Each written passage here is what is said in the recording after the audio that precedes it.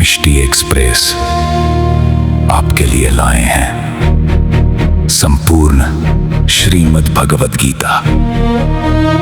इसी कड़ी में पेश है गीता का द्वितीय अध्याय सांख्य योग। कुरुक्षेत्र की धूल अब भी आसमान में तैर रही है। शंखों की गूंज थम चुकी है, पर एक योद्धा के भीतर का युद्ध अभी शुरू हुआ है। धनुर्धर अर्जुन, जिसके बाणों से कभी शत्रु कांप उठते थे, आज अपने ही विचारों से पराजित खड़ा है। अपने ही गुरु, अपने ही बंधु जब सामने खड़े हों रणभूमि में, तो विजय भी बोझ बन जाती है। हाथ कांप रहे हैं, गांडीव नीचे झुक चुका है और आंखों में एक ही प्रश्न, क्या ये युद्ध उचित है? तभी रथ के मध्य खड़े साक्षात योगेश्वर श्री कृष्ण मुस्कुराते हैं। वो मुस्कान जो समय से परे है, वो दृष्टि जो सत्य को भेदती है, और फिर प्रारंभ होता है ज्ञान का वो प्रवाह जो केवल अर्जुन के लिए नहीं, समस्त मानवता के लिए है। जीवन और मृत्यु का रहस्य, आत्मा की अमरता का सत्य, कर्तव्य, धर्म और कर्म का गूढ़ ज्ञान, ये केवल एक संवाद नहीं, यह है अज्ञान से ज्ञान की यात्रा, मोह से मोक्ष की और पहला कदम।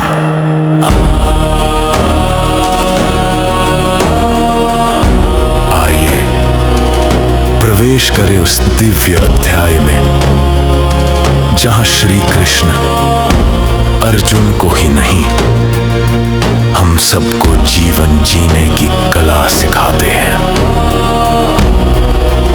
भगवद गीता का द्वितीय अध्याय सांख्य योग। जय श्री कृष्ण। श्रीमद् भगवद गीता का द्वितीय अध्याय है सांख्य योग। सांख्य का वैदिक अर्थ है विस्तार पूर्वक विश्लेषण। इस अध्याय में आत्मा की प्रकृति के बारे में विस्तार पूर्वक बताया गया है। वे समझाते हैं कि शरीर नश्वर है, पर आत्मा न कभी जन्म लेती है न कभी मरती है। योग का अर्थ है इंद्रियों को वश में रखना। इस अध्याय में इंद्रियों को वश में रखते हुए अपने सभी कर्मों को निष्काम भाव से करने का उपदेश दिया गया है। यहाँ श्री कृष्ण अर्जुन को कर्म की महत्ता के बारे में बताते हैं और आत्मा के अमर स्वरूप का बोध कराते हैं। कर्तव्य, धर्म और आत्मा के सत्य का यह उपदेश केवल अर्जुन के लिए नहीं, बल्कि संपूर्ण मानवता के लिए है। ये अध्याय गीता के सबसे लंबे अध्यायों में से एक है। इस अध्याय को गीता का सार भी कहा गया है। इस अध्याय को 4 भागों में बांटा जा सकता है। भाग 1 अज्ञान से ज्ञान की ओर, भाग 2 आत्मा का शाश्वत सत्य, भाग 3 कर्तव्य और निष्काम कर्म, भाग 4 स्थितप्रज्ञ आदर्श मानव। हमने आपके लिए इस अध्याय को इस रूप में विभाजित किया है। गीता के प्रथम अध्याय के अंत में अर्जुन विषाद की वजह से धनुष बाण छोड़कर रथ पे बैठ जाता है। भगवद गीता का द्वितीय अध्याय यहीं से आरंभ होता है। करुणा और दुख से भरे आंसुओं से भरी आंखों वाले अर्जुन को देखकर मधुसूदन कृष्ण ने ये बातें कहीं। हे अर्जुन, तुम्हारे मन में यह बुरा विचार कैसे आ गया? यह ऐसे व्यक्ति के लिए ठीक नहीं है जो जीवन के सच्चे मूल्यों को समझता है। इससे सम्मान या स्वर्ग की प्राप्ति नहीं होती, बल्कि बदनामी ही मिलती है। हे प्रथापुत्र अर्जुन, इस कमजोरी और डर को मत अपनाओ, यह तुम्हें शोभा नहीं देता। हे शत्रुओं को हराने वाले वीर, अपने मन की छोटी सी कमजोरी को छोड़ो और साहस के साथ युद्ध के लिए खड़े हो जाओ। हे शत्रुओं का नाश करने वाले, हे मधुसूदन, मैं युद्ध में भीष्म और द्रोण जैसे आदरणीय और पूजनीय गुरुओं पर भला कैसे तीर चला सकता हूं? ऐसे महान व्यक्तियों को जो मेरे गुरु है, उन्हें मारकर जीने से अच्छा है कि मैं इस संसार में भीख मांगकर अपना जीवन बिताऊं। चाहे वे सांसारिक लाभ की इच्छा रखते हों, फिर भी वे मेरे गुरु हैं। यदि हम उन्हें मारेंगे तो हमारे द्वारा भोगी जाने वाली हर वस्तु उनके खून से सनी हुई होगी। हम ये भी नहीं जानते कि हमारे लिए क्या अच्छा है, उन्हें हराना या उनसे हार जाना। अगर हम धृतराष्ट्र के पुत्रों को मार देंगे तो फिर हमारे लिए जीने का कोई अर्थ नहीं रहेगा। फिर भी वे सब हमारे सामने युद्ध के मैदान में खड़े हैं। मुझे ऐसा कोई उपाय नहीं दिखाई देता जो मेरे इंद्रियों को दुख देने वाले इस गहरे शोक को दूर कर सके। चाहे मुझे पूरी धन संपत्ति से भरी हुई पृथ्वी का बिना किसी बाधा के राज्य मिल जाए, या देवताओं के समान स्वर्ग का अधिकार मिल जाए, तब भी मेरा यह दुख दूर नहीं होगा। अब मैं कमजोरी और भ्रम के कारण अपना कर्तव्य भूल गया हूं और मेरा धैर्य भी टूट चुका है। इसलिए मैं आपसे पूछ रहा हूं कि मेरे लिए क्या सही और अच्छा है। कृपया साफ साफ बताइए। अब मैं आपका शिष्य हूं और आपकी शरण में आया हूं। कृपया मुझे सही मार्ग दिखाइए। ऐसा कहकर शत्रुओं को हराने वाले अर्जुन ने कृष्ण से कहा, हे गोविंद, मैं युद्ध नहीं करूंगा, और फिर चुप होकर बैठ गया। हे भरतवंशी महाराज, उस समय दोनों सेनाओं के बीच दुख से भरे हुए अर्जुन को देखकर कृष्ण ने हल्की मुस्कान के साथ उससे ये बातें कही। भाग 2 आत्मा का शाश्वत सत्य। श्री कृष्ण ने अर्जुन को वह सत्य बताया जो समय से परे है। यह शरीर नश्वर है, पर आत्मा अजर अमर है, जिसे न शस्त्र काट सकते हैं न अग्नि जला सकती है। अब अर्जुन के सामने जीवन और मृत्यु का नया अर्थ खुलने लगा था। तुम समझदारी की बातें तो कर रहे हो, लेकिन उनके लिए दुख मना रहे हो, जिनके लिए शोक करना उचित नहीं है।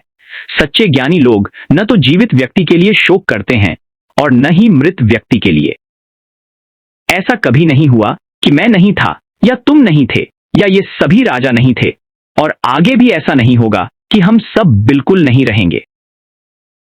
जिस तरह शरीर में रहने वाली आत्मा बचपन से जवानी में और फिर जवानी से बुढ़ापे तक पहुंचती है, उसी तरह मृत्यु के बाद यह आत्मा दूसरे शरीर को प्राप्त करती है।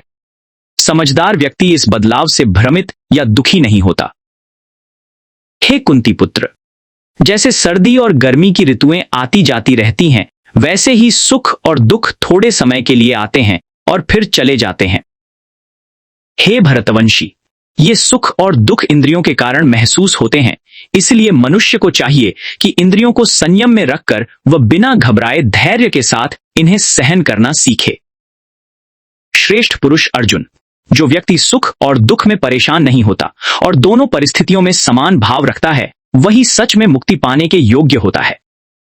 तत्व को जानने वाले ज्ञानी लोगों ने यह जाना है कि नश्वर शरीर स्थायी नहीं होता, लेकिन आत्मा हमेशा एक सी और अटल रहती है। यह निष्कर्ष उन्होंने दोनों की प्रकृति को ठीक से समझकर निकाला है। जो आत्मा पूरे शरीर में फैली हुई है, उसे अविनाशी समझो। उस आत्मा को कोई भी नष्ट नहीं कर सकता। आत्मा नाश होने वाली नहीं है, उसे मापा नहीं जा सकता और वह सदा रहने वाली है। लेकिन यह भौतिक शरीर एक दिन नष्ट होना ही है। इसलिए हे भरतवंशी, अपने कर्तव्य के अनुसार युद्ध करो। जो व्यक्ति आत्मा को मारने वाला समझता है या कोई यह सोचता है कि आत्मा मर गई है, वे दोनों ही अज्ञानी हैं। आत्मा न कभी किसी को मारती है और न ही उसे कोई मार सकता है। हे पार्थ, जो व्यक्ति यह जानता है कि आत्मा नाश होने वाली नहीं है और उसका जन्म नहीं होता, वह हमेशा रहने वाली और अटल है, वह भला किसी को कैसे मार सकता है या किसी को मरवा सकता है। जिस तरह मनुष्य पुराने कपड़े छोड़कर नए कपड़े पहन लेता है, उसी तरह आत्मा पुराने और बेकार हो चुके शरीर को छोड़कर नया शरीर धारण कर लेती है। आत्मा को न कोई हथियार काट सकता है, न आग जला सकती है, न पानी उसे भिगो सकता है और न हवा उसे सुखा सकती है। वह इन सब से परे और सुरक्षित रहती है। यह शाश्वत, सर्वव्यापी, स्थिर और अपरिवर्तनीय है। यह आत्मा दिखाई नहीं देती, इसे पूरी तरह समझ पाना आसान नहीं है और यह कभी बदलती भी नहीं है। इस बात को जानकर तुम्हें शरीर के लिए शोक नहीं करना चाहिए। लेकिन अगर तुम यह मानते हो कि आत्मा बार बार जन्म लेती है और बार बार मरती है, तब भी हे महाबाहु, तुम्हें शोक करने का कोई कारण नहीं है। जिसका जन्म हुआ है उसकी मृत्यु निश्चित है और मृत्यु के बाद फिर से जन्म भी निश्चित है। इसलिए अपने ऐसे कर्तव्य को निभाने में जिसे टाला नहीं जा सकता, तुम्हें शोक नहीं करना चाहिए। सभी जीव शुरुआत में दिखाई नहीं देते, बीच में कुछ समय के लिए दिखाई देते हैं और नष्ट होने के बाद फिर से अदृश्य हो जाते हैं। इसलिए शोक करने का कोई कारण नहीं है। कुछ व्यक्ति आत्मा को आश्चर्य की तरह देखते हैं, कुछ व्यक्ति इसे आश्चर्य की तरह समझते हैं और कुछ व्यक्ति इसे आश्चर्य की तरह सुनते हैं, लेकिन कुछ लोग इसके बारे में सुनने के बाद भी इसे सही तरह से समझ नहीं पाते। हे भरतवंशी, शरीर में रहने वाली आत्मा को कभी भी मारा नहीं जा सकता, इसलिए तुम्हें किसी भी जीव के लिए शोक करने की जरूरत नहीं है। क्षत्रिय होने के कारण तुम्हें अपने धर्म के बारे में सोचना चाहिए। धर्म की रक्षा के लिए युद्ध करना तुम्हारे लिए सबसे बड़ा कर्तव्य है, इसलिए तुम्हें इसमें कोई संकोच नहीं करना चाहिए। हे पार्थ, वे क्षत्रिय बहुत भाग्यशाली होते हैं जिन्हें अपने आप ऐसा युद्ध करने का अवसर मिलता है जिससे उनके लिए स्वर्ग के द्वार खुल जाते हैं। लेकिन अगर तुम अपने धर्म के अनुसार युद्ध नहीं करते तो तुम अपने कर्तव्य को छोड़ने का पाप करोगे और एक योद्धा के रूप में अपनी इज्जत और यश भी खो दोगे। लोग हमेशा तुम्हारी बदनामी की बातें करेंगे और एक सम्मानित व्यक्ति के लिए बदनामी तो मृत्यु से भी ज्यादा दुखद होती है। जिन महान योद्धाओं ने तुम्हारे नाम और यश का सम्मान किया है, वे सोचेंगे कि तुम डर कर युद्ध के मैदान से भाग गए हो। इस कारण वे तुम्हें छोटा और तुच्छ समझने लगेंगे। तुम्हारे शत्रु तुम्हारे बारे में कई तरह की कड़वी बातें कहेंगे और तुम्हारी शक्ति का मजाक उड़ाएंगे। तुम्हारे लिए इससे ज्यादा दुख की बात और क्या हो सकती है। हे कुंती पुत्र, अगर तुम युद्ध में मारे जाओगे तो स्वर्ग पाओगे और अगर जीत जाओगे तो पृथ्वी पर राज्य करोगे। इसलिए दृढ़ निश्चय के साथ खड़े हो जाओ और युद्ध करो। तुम सुख दुख, हानि लाभ और जीत हार के बारे में सोचे बिना अपने कर्तव्य के लिए युद्ध करो। ऐसा करने पर तुम्हें कोई पाप नहीं लगेगा। यहां मैंने तुम्हें ज्ञान को समझाने के लिए सांख्य के अनुसार इसका वर्णन किया है। अब मैं तुम्हें बिना फल की इच्छा के कर्म करने का तरीका बताता हूं, उसे ध्यान से सुनो। भाग 3 कर्तव्य और निष्काम कर्म। अब श्री कृष्ण अर्जुन को कर्म का मार्ग दिखा रहे हैं। फल की चिंता छोड़कर केवल अपने कर्तव्य का पालन करना ही सच्चा धर्म है। यही है निष्काम कर्म का सिद्धांत, जो जीवन को बंधन से मुक्त करता है। अर्जुन के मन में अब एक नई स्पष्टता जन्म लेने लगी है। कम ज्ञान वाले लोग वेदों के उन अलंकारिक शब्दों में बहुत अधिक उलझ जाते हैं जिनमें स्वर्ग पाने, अच्छे जन्म, शक्ति और सुख पाने के लिए कई तरह के सकाम कर्म करने की बात कही जाती है। इंद्रियों के सुख और ऐश्वर्य भरे जीवन की इच्छा के कारण उन्हें लगता है कि इससे बढ़कर और कुछ नहीं है। जो लोग इंद्रियों के सुख और भौतिक ऐश्वर्य के प्रति बहुत ज्यादा आसक्त हो जाते हैं, वे इन चीजों के मोह में फंस जाते हैं। ऐसे लोगों के मन में भगवान के प्रति सच्ची भक्ति का दृढ़ निश्चय नहीं बन पाता। वेदों में प्रकृति के तीनों गुणों का वर्णन किया गया है। हे अर्जुन, तुम्हें इन तीनों गुणों से ऊपर उठना चाहिए। तुम सुख दुख जैसे द्वंद्व और लाभ हानि की चिंताओं से मुक्त होकर आत्मा पर ध्यान देने वाला बनो। जैसे एक बड़े जलाशय से छोटे कुएं का सारा काम आसानी से हो जाता है, उसी तरह जो व्यक्ति वेदों का असली अर्थ समझ लेता है, उसके सभी उद्देश्य अपने आप पूरे हो जाते हैं। तुम्हारा अधिकार केवल अपना कर्तव्य करने में है, लेकिन उसके फल को तुम अधिकार मत समझो। इसलिए कभी यह मत सोचो कि तुम ही अपने कर्मों के फल के कारण हो और न ही कर्म न करने में कभी आसक्त हो। हे धनंजय, जीत या हार की आसक्ति छोड़कर समभाव से अपना कर्तव्य करो। ऐसी समता और संतुलित मन से किया गया कर्म ही योग कहलाता है। हे धनंजय, भक्ति के माध्यम से बुरे कर्मों से दूर रहो और उसी भावना से ही भगवान की शरण लो। जो लोग केवल अपने कर्मों के फल का सुख भोगना चाहते हैं, वे वास्तव में संकीर्ण सोच वाले होते हैं। बुद्धिमान लोग अपने आप को अच्छे और बुरे कार्यों से मुक्त कर लेते हैं। अतः तुम योग में नियुक्त हो जाओ, क्योंकि यही सबसे उत्तम कार्य है। इसी प्रकार भगवान की भक्ति में लगे रहकर बड़े बड़े ऋषि मुनि और भक्त लोग इस संसार में कर्मों के फलों से मुक्त हो जाते हैं।